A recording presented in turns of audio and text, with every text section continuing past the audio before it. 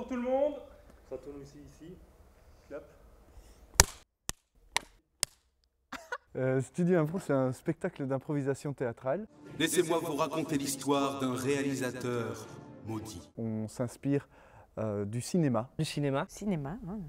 Par contre, on a rajouté une dimension au décorum qui est Satan, qui est l'univers du diable, de la damnation, puisqu'en fait c'est un réalisateur qui vend son âme au diable. C'est ça qui change par rapport à d'autres décorums d'improvisation. Il invoqua le mal qui ne se fit pas attendre.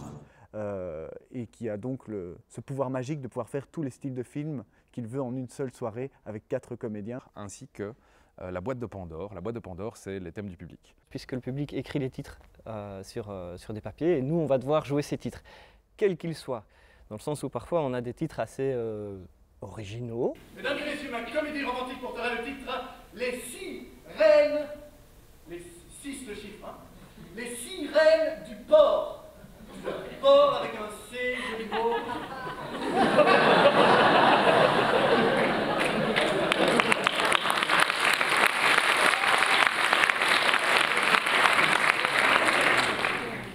C'est marrant, hein? Alors on va faire un film avec ce titre. Et à chaque nouveau film que le réalisateur va vouloir faire, il va d'abord annoncer la catégorie du film, western, science-fiction, heroic fantasy, et puis seulement après il va piocher le titre du spectateur. Donc ce qui fait qu'il y a en général une bonne dualité entre la catégorie et le titre, puisque ils n'ont pas été pensés ensemble. Notre comédie romantique portera le titre Le Paris-Dakar à moto.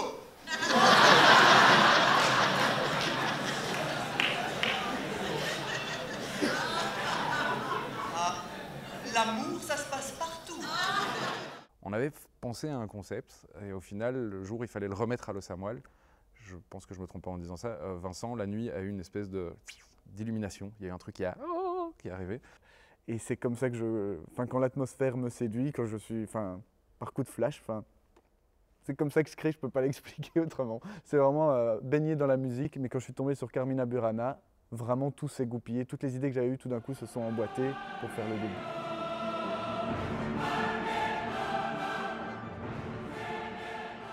Et il a tout changé au concept. Et il nous a téléphoné le lendemain matin en disant les gars, j'ai changé tout et j'ai proposé ça à Sam et c'est passé. Donc Sam, c'est le directeur de la Samuel. Et donc c'est vraiment majoritairement son idée, le décorum du diable avec le réalisateur et tout ça.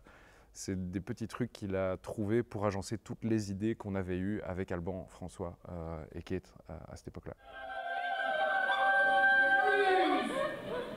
Excusez-moi, c'est pas ce moment-là que je voulais montrer, c'est un peu plus tard quand il chante et il danse.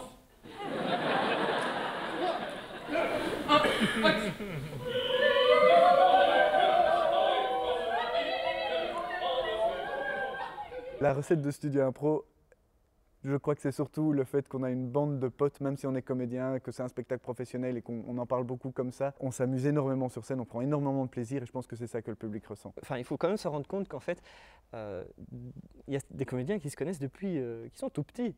Bon, Vincent et moi, on est frères, donc on se connaît depuis longtemps, mais on a commencé à faire du théâtre avec Arnaud, Alban, quand on était gamin, quoi. Et donc évidemment, ça crée une complicité. Maintenant, on a tous vieilli, on a évolué. Et chaque fois qu'on fait entrer un nouveau comédien dans la troupe, même si le concept ne change pas, un nouveau comédien, comme c'est de l'improvisation, c'est un nouvel imaginaire, c'est des nouvelles idées, c'est une nouvelle atmosphère qu'on accueille à Studio Impro et qui nous influence forcément.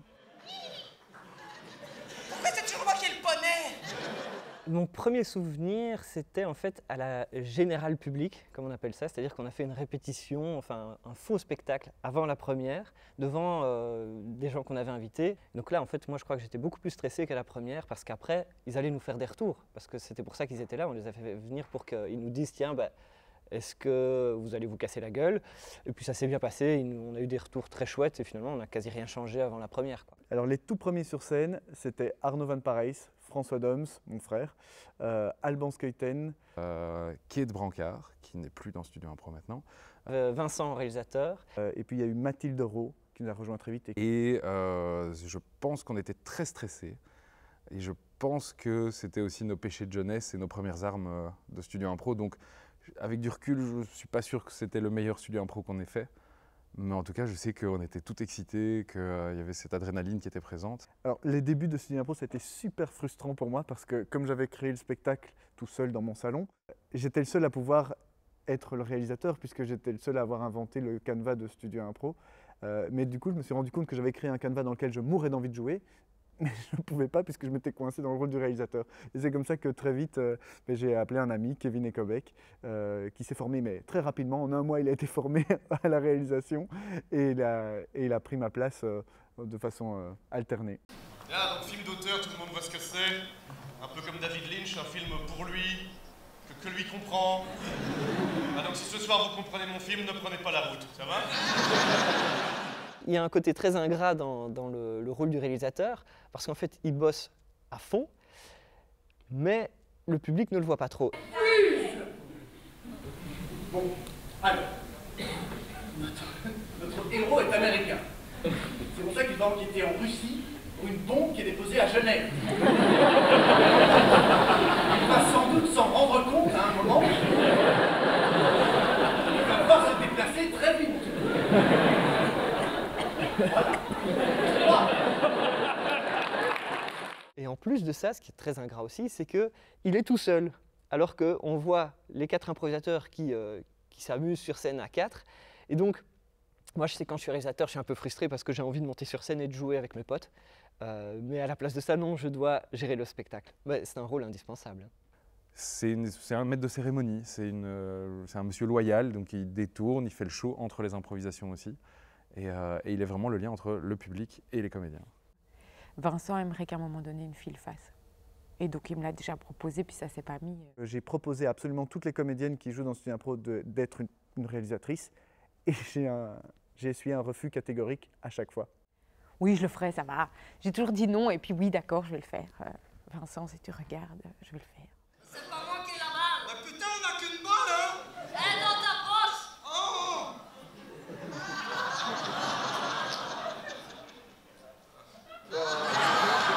À Los Samuel, le contact avec le public est très proche, donc On joue presque sur les genoux des spectateurs, tellement on est proche d'eux, et on a presque l'impression qu'ils jouent avec nous, parce qu'ils sont vraiment dans notre œil et réagissent vraiment aux moindres détails, comparé à les fois où on joue comme ce soir dans une grande salle. Alors quand on va vers des grandes salles, on trouve que l'écran géant justement, il est là pour ne rien changer. Comme ça, les gens qui sont à 25 mètres, 30, 50 mètres de la scène profitent du même gros plan que les gens qui sont au premier rang. La nuit, il fait froid dans le désert. Vous voulez peut-être ma veste? Oh Claude. Je suis nu en dessous. après c'est autre chose encore. Les méga salles comme ça, c'est un autre studio impro. C'est pas le studio impro de base, c'est encore quelque chose de différent puisque déjà on est tous là. Enfin tous les comédiens, tandis qu'à Los Samuel on n'est qu'en équipe réduite, on n'est qu'à 4-5. Et donc ça c'est vraiment deux choses différentes, mais les deux sont super fun. Alors pour le public, ce qui est très chouette en fait, c'est qu'il y a 11 ans maintenant, vu qu'on est à la fin de la 11e saison, la première année, chaque fois que je sortais de scène, je voyais plein de gens que je connaissais. Je mettais une demi-heure pour juste dire bonjour à tous les gens qui étaient venus nous soutenir. Et donc c'était chouette, mais d'un autre côté, ça voulait dire aussi que la salle était remplie que de gens qui étaient là pour nous et pas pour voir le spectacle au final. Et maintenant, 11 ans après, il y a une énorme différence qui fait aussi super plaisir, dans le sens où quand je sors de scène… On se rend compte que maintenant, c'est plus nos potes. Enfin, les premières années, c'était que nos potes qui venaient. Et maintenant, on sort de scène et ça arrive très régulièrement qu'on ne reconnaisse plus personne parce que ce sont des amis d'amis qui ont amené des amis. Qui parlent à leurs amis. Donc, en gros, pour faire une anecdote courte, il y a 10 ans, on sortait de scène, on connaissait tout le monde. Maintenant, quand on sort de scène, il n'y a plus personne dans la salle parce que les gens ne restent pas pour nous saluer puisqu'ils ne nous connaissent pas. Et tant mieux. Tant mieux, c'est que c'est des gens qui découvrent le spectacle et qui viennent pour le plaisir du spectacle. Le mec qui fait la première fois qu'il fait une blague, c'est fini. C'est génial. Et puis après, c'est putain, mais quel connard, tu vas voir. On prend plaisir à chaque fois à se retrouver déjà. On n'est pas en mode il faut s'échauffer à tout prix. Enfin, c'est pas la priorité. La priorité n'est pas à l'échauffement, la priorité est vraiment à l'entente du groupe. Mais c'est toujours dans le rire. Je veux dire, si le public pouvait nous entendre, le spectacle, en fait, il a commencé déjà bien avant que le rideau s'ouvre, quoi. Parce que nous, on s'amuse ensemble, on fait des blagues, on se taquine. C'est une super ambiance, en fait. Et vraiment, pour moi, le spectacle, il commence 1 heure avant le vrai début.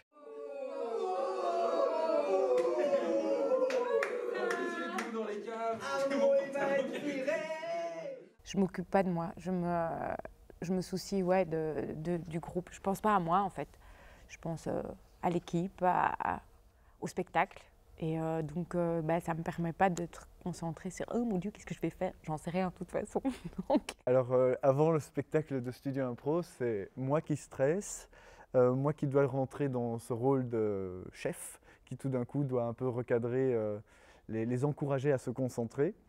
C'est Jérémy Pétrus qui fait des pompes. Amélie et Séverine qui se maquillent en rigolant et en parlant d'être dernière promo chez Lidl. Et sinon, on chante beaucoup. On fait des chansons ensemble. On chante très mal, mais on chante ensemble. Tiroir. Ce n'est pas vrai, j'ai pas fermé mon tiroir. C'est con parce que dedans, il y avait mon miroir. Donc, outre le fait qu'on chante, souvent avec Vincent, on abaisse nos slips et on tape nos queues contre le rideau. Voilà. Je peux le dire d'une autre manière si tu veux le garder. Et ici, j'ai pas encore vu s'il y avait des rideaux derrière. Et sinon, qu'est-ce qu'on fait aussi? On a tendance à tous rassembler nos mains, comme ça on met nos mains vers l'intérieur, genre ouais les gars. Et puis dès qu'Arnaud arrive, on enlève. Donc Arnaud n'a jamais été dans ce cercle. Et lui, il est dans Studio Impro depuis le début, donc 11 ans, qu'il n'a jamais pu faire ça. Et en fait, je crois que si jamais il arrivait à joindre sa main aux nôtres, ça nous foutrait la guigne. Ouais, ça peut pas. Il y a des hauts et des bas, parce qu'il faut arriver à trouver chacun sa place au sein du projet. Faut accepter que l'un remet parfois en un coup une casquette différente de celle qu'il avait quelques instants plus tôt. Mais l'essentiel, c'est de continuer à parler, de continuer à créer une bonne ambiance. Et je trouve qu'à Studio Impro, c'est plutôt réussi. Il faut que le scénario soit assez complexe. Ah oui, et comme en plus c'est un rapport. C'est obligé d'être que ça d'abord. Vu que c'est le jingle. Je suis super contente qu'on ait ça. On prend un autre petit moment. Je continue. Je crois que la plus grosse difficulté, pour moi en tous les cas, ça a été de devenir un peu le directeur et le chef d'une bande de potes. Même s'ils ont été très cool à ce niveau-là, ça a été difficile pour moi de passer du rang d'ami à, on va dire, metteur en scène, même si c'est un spectacle d'impro. Voilà, c'est moi qui, entre guillemets, donne les ordres, et ça, c'est pas ce que j'apprécie le plus. Néanmoins, il faut quelqu'un pour le faire. Une dernière, et puis j'arrête, je jure. C'est la toute dernière. On peut peut-être faire encore une dernière. Toi, tu veux une dernière? Tu veux une dernière, toi? Toi, tu veux une dernière? Il est souvent très nerveux. Avant les méga studios impro, il est très nerveux. Mais en général, il est un peu nerveux, mais il a envie de s'amuser. Donc voilà, il nous communique un bon stress. Et c'est un bon directeur, hein, il gère bien. C'est lui qui fait l'alchimie. C'est un alchimiste, il sait mélanger les ingrédients. Vincent porte mine de rien le spectacle depuis la création et franchement toute l'équipe le remercie pour ça parce que c'est quand même grâce à lui qu'on a cette chance de toujours participer à ce spectacle qui fonctionne et c'est vraiment grâce à Vincent. Il a ce côté incroyable, indescriptible de se donner à fond pour que tout marche et de bien choisir les gens avec qui il travaille. Et il a ce sérieux et en même temps cette détente qui permettent de faire un chouette boulot. Si les gens apprécient et reviennent voir le spectacle, en parlent à leurs amis, c'est sans doute pas pour voir autre chose la fois suivante. Et comme ça reste des improvisations, on peut faire 14 fois un western, 10 fois une science-fiction, en fait ce ne sont jamais les mêmes. De plus, comme les comédiens, on est une équipe de 11 aujourd'hui, qui a toujours que 4 comédiens sur scène, donc les distributions sont changeantes, ça fait toujours un spectacle différent et pourtant dans le même cadre. Et en fait, je trouve que c'est ce qui est rassurant dans le spectacle. Et donc, concrètement, les seules évolutions que le spectacle a connues, c'est on a vu plus grand, on a installé des écrans géants, on a été dans des salles plus grandes, on a invité des jouteurs d'une autre ligue à titre exceptionnel. Mais ce sont des événements plus sur la forme que sur le fond. Le fond, on a toujours respecté vraiment cette idée de base. Alors Studio Impro dans 20 ans, moi je pense que notre QG sera toujours à Los Amoil parce que c'est là que le spectacle s'est créé. Et Le Samoil, c'est un peu aussi l'âme de Studio Impro. Est-ce que ce sera encore Studio Impro? Je sais pas. J'espère que ce sera toujours là. En tout cas, j'espère que la troupe existera toujours et qu'on fera toujours des choses ensemble. Peut-être qu'on sera parti sur autre chose en impro, mais ce sera peut-être plus Studio Impro. Ou peut-être que si. On sera toujours ensemble. Je sais pas ce qu'on va faire, mais je suis sûre qu'on sera toujours, on se verra toujours les autres avec l'équipe.